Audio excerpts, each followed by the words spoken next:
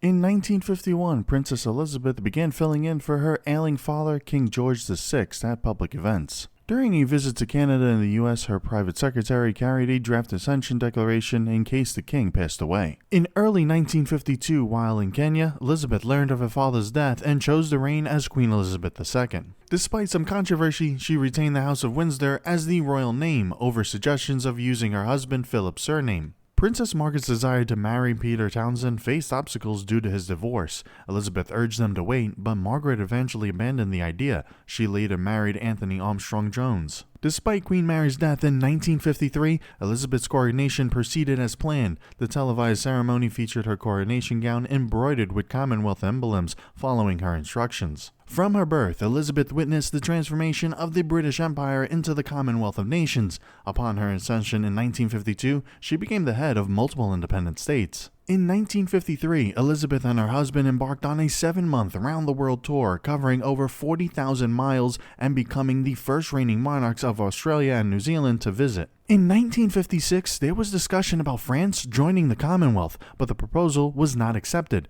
Instead, France signed the Treaty of Rome the following year. Also in 1956, Britain and France unsuccessfully invaded Egypt during the Suez Crisis, leading to Prime Minister Anthony Eden's resignation. Following Eden's resignation, Elizabeth appointed Harold Macmillan as Prime Minister in consultation with key figures. This decision marked the beginning of personal criticism towards Elizabeth, notably in 1957 when Lord Altham accused her of being out of touch. In 1957, Elizabeth made a state visit to the United States and addressed the United Nations General Assembly on behalf of the Commonwealth. She also opened the 23rd Canadian Parliament, becoming the first monarch of Canada to do so.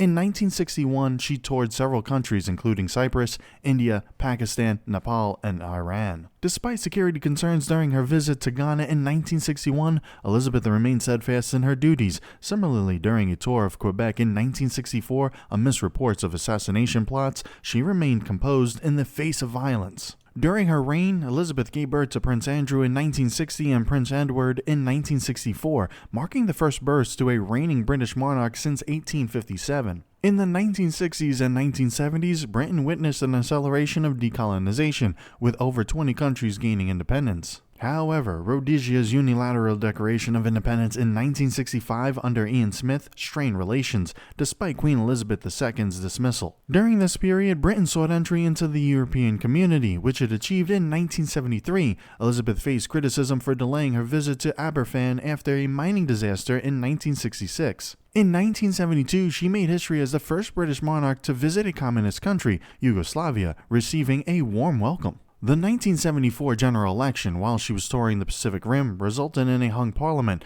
leading to Prime Minister Edward Heath's resignation and Harold Wilson's government formation. In 1975, Elizabeth's role in the Australian constitutional crisis was tested when Prime Minister Gough Whitlam was dismissed.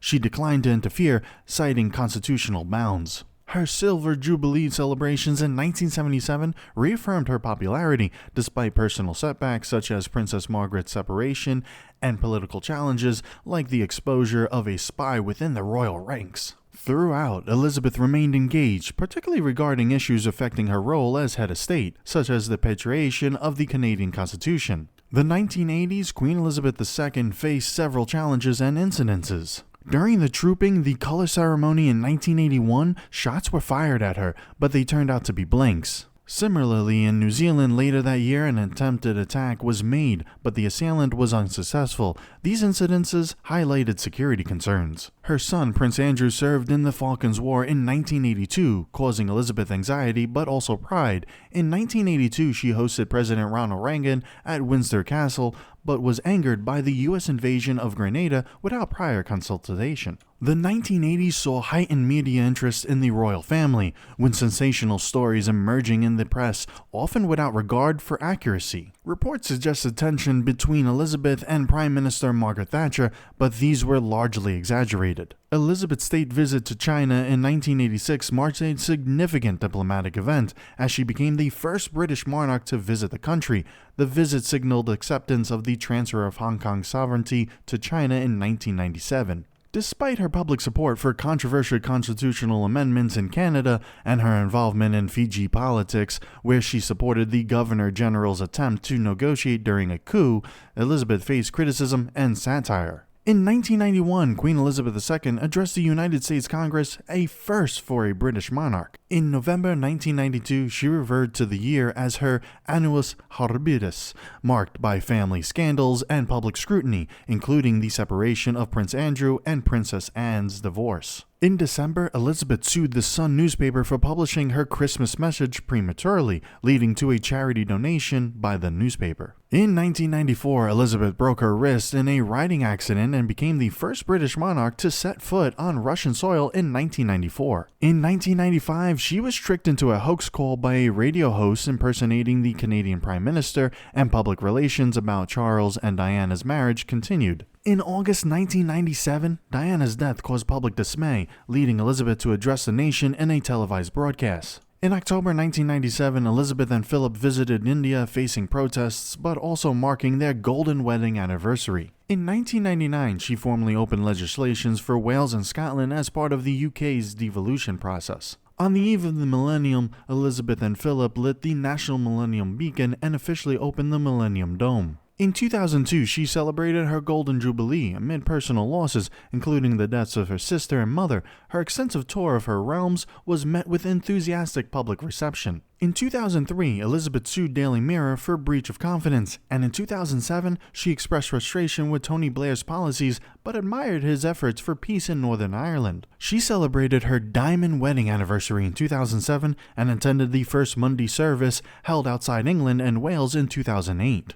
In 2010, Elizabeth addressed the UN General Assembly for the second time, praised as an anchor for our age, and in 2011, she made the first state visit to the Republic of Ireland by a British monarch. The 2012 Diamond Jubilee marked Elizabeth's 60-year reign with celebrations across her realms and the Commonwealth. She opened the Summer Olympics in London, making her the first to open two Olympics in two countries. In 2013, she experienced health issues but continued her duties, including signing the new charter of the Commonwealth. Due to age, she began to limit travel, missing the Commonwealth Heads of Government meeting for the first time in 40 years. In April 2018, it was announced that Charles would succeed her as head of the Commonwealth, a decision she supported. She underwent cataract surgery in May 2018 and ceased driving on public roads after a car accident involving her husband in early 2019. Throughout her reign, Elizabeth surpassed several records, becoming the longest reigning British monarch, the longest reigning Queen Regent and female head of state globally, and the oldest living monarch after the death of King Abdullah of Saudi Arabia in 2015. She celebrated milestones such as a Sapphire Jubilee in 2017 and a Platinum Wedding anniversary later that year,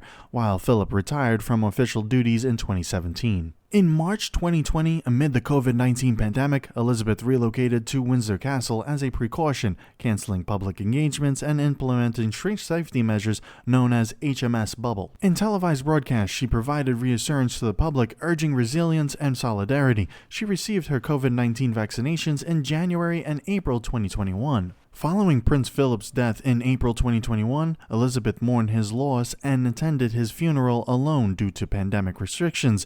In her final Christmas broadcast, she paid tribute to him. Despite challenges, Elizabeth continued her official duties, attending events like the state opening of Parliament, the G7 summit, and hosting U.S. President Joe Biden. However, she faced security concerns when an individual attempted to break into Windsor Castle with a crossbow in December 2021. Elizabeth's Platinum Jubilee celebrations commenced on February 6, 2022, marking 70 years since she became queen. Despite contracting COVID-19 later that month, she quickly recovered. However, she faced occasional mobility issues, leading to her absence from several events. Throughout the Jubilee celebrations, Elizabeth was mostly seen on balconies and missed significant events, including the national service of Thanksgiving.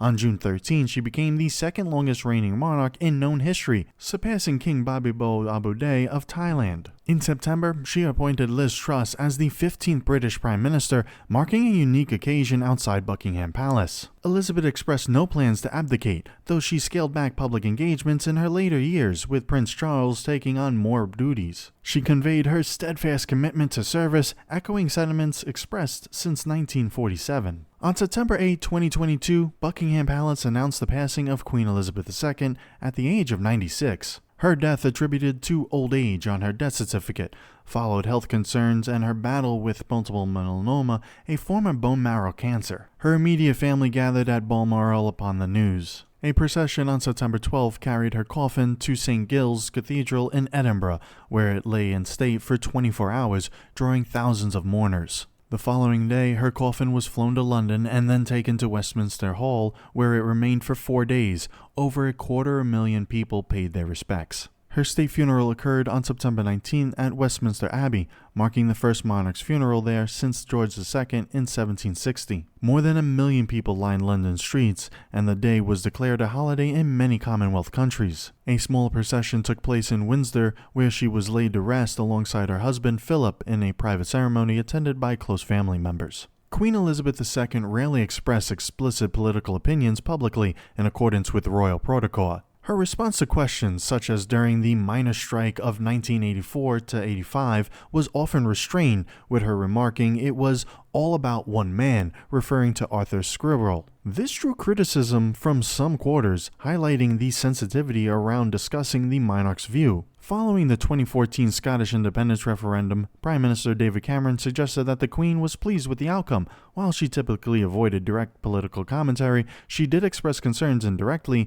as seen in her remarks encouraging careful consideration of the referendum's outcome. Elizabeth upheld a strong sense of religious and civic duty, reflected in her coronation oath and her active role within the Church of England and the Church of Scotland. She fostered interfaith relations, meeting with leaders of various religions, including multiple popes. Throughout her reign, Elizabeth was patron of numerous organizations and charities, contributing significantly to their fundraising efforts. Her personal interests included equestrianism and her beloved Pembroke Welsh corgis, reflecting occasional glimpses of her informal home life, such as preparing meals with her family. Overall, Queen Elizabeth II's public persona was marked by discretion, duty, and commitment to her role as monarch and patron. Queen Elizabeth II's reign began amidst a wave of optimism in the 1950s, earning her the title of a glamorous fairy tale queen. She embraced modernization efforts in the 1960s, including televised events and engaging with the public through royal walkabouts. Over time, her signature style, characterized by solid-colored overcoats and decorative hats, became iconic. Despite fluctuations in public opinion, such as during the lows of the 1990s, Elizabeth maintained high approval ratings. Her handling of crises like the aftermath of Princess Diana's death bolstered her personal popularity and the monarch standard. Notably, her popularity played a role in retaining the monarchy in referendums, such as in Australia. Throughout her reign, Elizabeth was depicted in various forms of media by renowned artists and photographers. Her image remained enduringly popular, with strong support for the monarchy evident during significant events like her Diamond Jubilee and the Platinum Jubilee. In 2021, she remained one of the world's most admired women, a testament to her enduring impact and popularity.